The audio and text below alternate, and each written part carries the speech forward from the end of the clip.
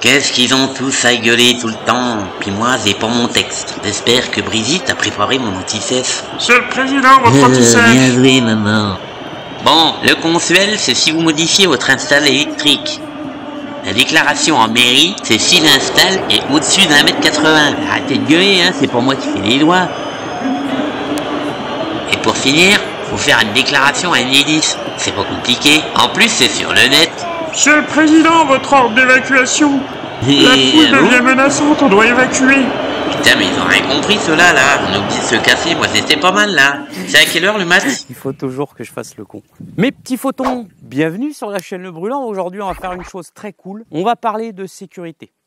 Et vous avez vu, j'ai mis mon plus beau t-shirt pour se faire le plus beau t-shirt que j'ai dans ma garde-robe. Et oui, moi, je suis comme cette enseigne, le vrai prix des bonnes choses. Bon, on va parler de sécurité parce qu'on est obligé de parler de sécurité et c'est une vidéo très très importante. Donc, je vous invite à la regarder jusqu'au bout. Vous pourrez peut-être y apprendre des trucs, mais vraiment super importants. Et on va parler plus particulièrement de la mise à la terre. Alors, évidemment, en ce qui me concerne, là, ça va être sur le photovoltaïque. Et puis, on va parler des liaisons équipotentielles. Je sais, ça va être un peu technique, un peu compliqué peut-être pour certains, mais je vais essayer de vulgariser et de rendre ça un petit peu plus cool, un petit peu plus fun, avec des exemples. J'ai pris mon tableau, je vais faire des petits schémas, j'espère que ça vous intéressera. En tout cas, ouvrez bien vos esgourdes parce que c'est primordial. Je vais déjà expliquer les liaisons équipotentielles. On va prendre un exemple très simple pour parler du potentiel. Imaginez deux récipients, il y en a un qui est plein d'eau et il y en a un qui n'a rien du tout dedans. Eh bien, il y a une différence de potentiel entre les deux.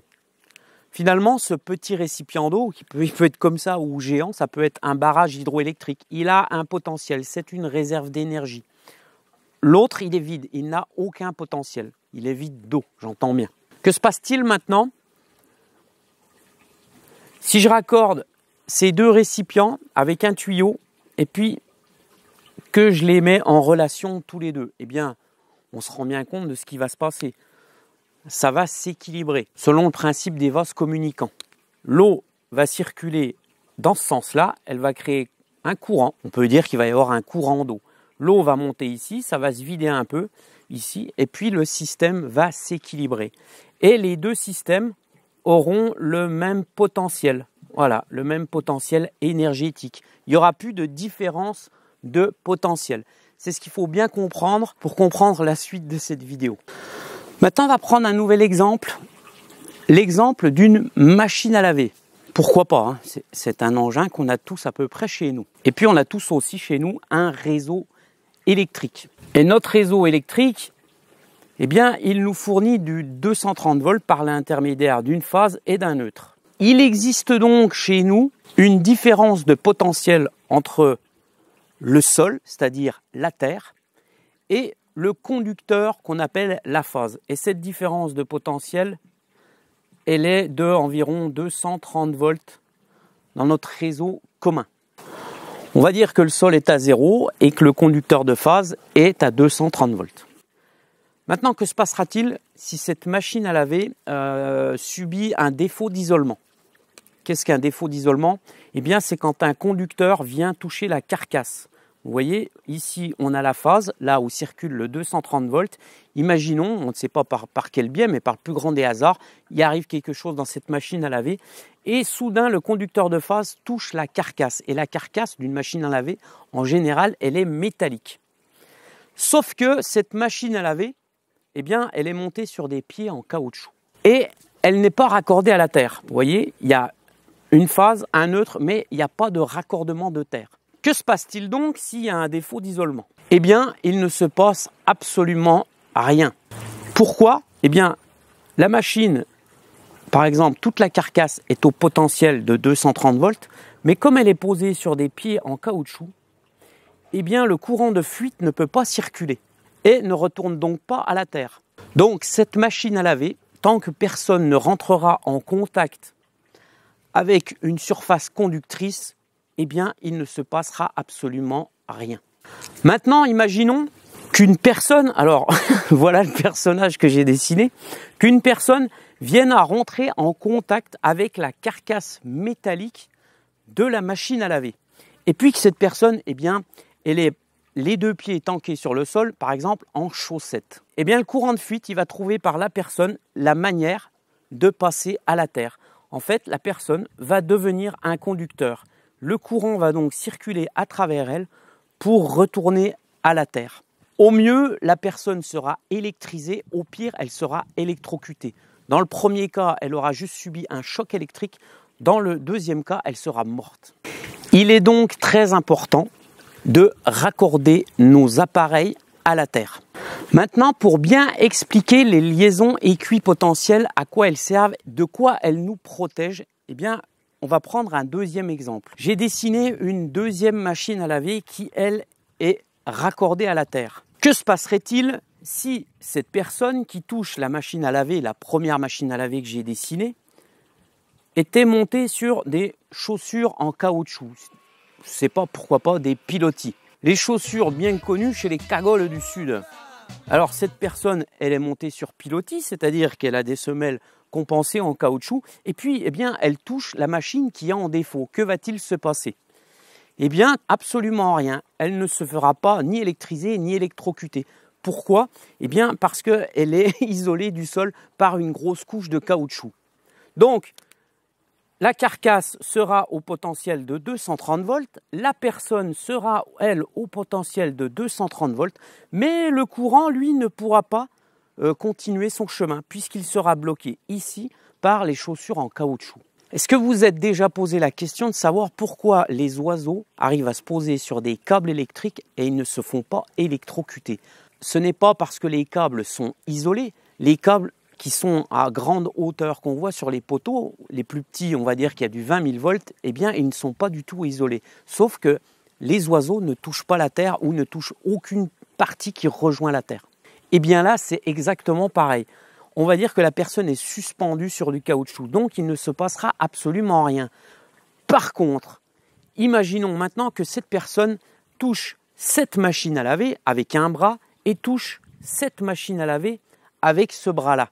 Que va-t-il se passer? Eh bien, de nouveau, l'électricité, le courant électrique va trouver son chemin. Le courant de défaut va passer à travers la personne, va passer sur la carcasse métallique de la deuxième machine à laver, et comme cette machine est raccordée à la terre, eh bien, on va pouvoir boucler la boucle. La personne, pareil, se fera ou électriser ou électrocuter.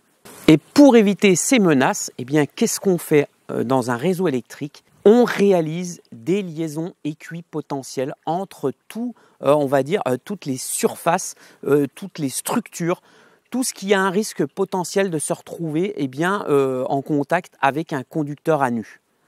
Donc, on va faire des liaisons équipotentielles. On va raccorder chaque appareil et les mettre à la terre. Et donc, schématiquement, eh bien, dans une installation électrique, dans un tableau électrique, ça donne ça. Chaque appareil, chaque structure où il y a un danger potentiel va être raccordé à ce qu'on appelle un répartiteur dans les coffrets électriques.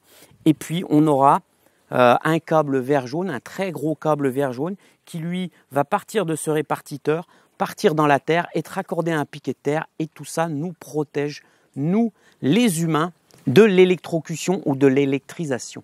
Et l'appareil qui est en charge de couper en cas où il y a une fuite de courant, puisqu'il y a quelque chose qui va détecter, il y a un appareil qui va détecter qu'il y a une fuite de courant, eh bien c'est le disjoncteur différentiel. Le différentiel, il y en a plusieurs dans nos tableaux électriques, c'est un interrupteur différentiel, c'est un appareil donc qui va nous protéger, il a un bouton de test et de temps en temps, eh bien, il faut faire un test pour s'assurer qu'il fonctionne bien. Et donc, dans une installation électrique, on va déterminer où sont les dangers. Par exemple, une structure métallique en IPN, en poteau en fer, où il y aurait une armoire installée dessus, une armoire électrique, eh bien, il y a un risque que cette armoire électrique transmette du courant sur l'IPN et qu'il y ait danger. Donc, ce qu'on va faire, c'est qu'on va mettre toute la structure du bâtiment en IPN à la terre. Un réseau de cuivre, par exemple, de plomberie, eh bien, il faudra le mettre à la terre. Voilà, maintenant je vais vous montrer comment j'ai réalisé les liaisons équipotentielles de mise à la terre sur mon tracker solaire. J'ai réalisé mes liaisons équipotentielles avec un câble souple en verre jaune, hein, puisque c'est la norme, hein, c'est le verre jaune pour tout ce qui est mis à la terre. En câble souple de 6 mm², j'y ai mis des cosses, des vis avec des rondelles freins, puisque je me dis, le tracker, c'est quand même un appareil qui bouge, donc il y a un peu de vibration. Il pourrait y avoir éventuellement un risque de desserrage des vis, mais bon. Il faut aussi bien penser à une chose, les panneaux solaires qui nous sont livrés, ils sont les châssis, c'est en aluminium mais recouvert d'une peinture, hein. C'est de la peinture thermolaquée, c'est cuit au four et cette peinture elle est isolante. Donc ce qu'il faut faire, c'est gratter la peinture pour qu'il y ait un bon contact. Je vous conseille de le faire avec une brosse métallique. Moi, c'est ce que j'ai fait parce que ça attaque bien le thermolaquage sans abîmer la structure du panneau solaire. Voilà, donc j'ai relié mes deux panneaux ensemble et les deux panneaux ensemble sont reliés à la structure du tracker solaire. Maintenant, en ce qui concerne l'onduleur. L'onduleur, c'est un AP système.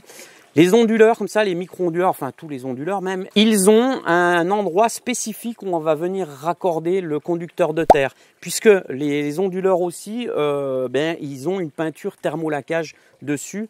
Donc il n'y a pas de contact avec la structure. C'est une structure en aluminium. Ils sont faits en aluminium, pourquoi? C'est pour dissiper les calories, puisque l'aluminium est un très bon conducteur de chaleur. Mais la peinture est une peinture qui fait office d'isolation. Et donc l'endroit spécifique où on doit mettre la cosse de terre, ils n'ont pas mis de peinture. Et il y a un très bon contact à cet endroit-là. Donc c'est à cet endroit-là qu'on doit mettre la cosse de terre. Et vous voyez, la cosse de terre, elle est raccordée ici, et puis ensuite elle va sur le tracker solaire. Alors sur le tracker solaire, j'avais pas d'endroit où mettre ma cosse de terre. J'ai été obligé de faire un perçage en M6, et puis j'ai mis une vis. Le tracker solaire, lui, comment ne pas imaginer que c'est un espèce de piquet géant de terre, hein, puisque mon tracker solaire, moi, eh bien, c'est un poteau qui est profondément enfoncé dans le sol. C'est une grande vis en fait. C'est un piquet de terre géant. Donc le danger, hein, quel serait-il? Eh bien, ça serait que par exemple, le micro-onduleur subisse un défaut d'isolement et puis que quelqu'un vienne toucher par exemple cette vis-là qui est en contact avec la carcasse. Et là, il y aurait un risque d'électrisation.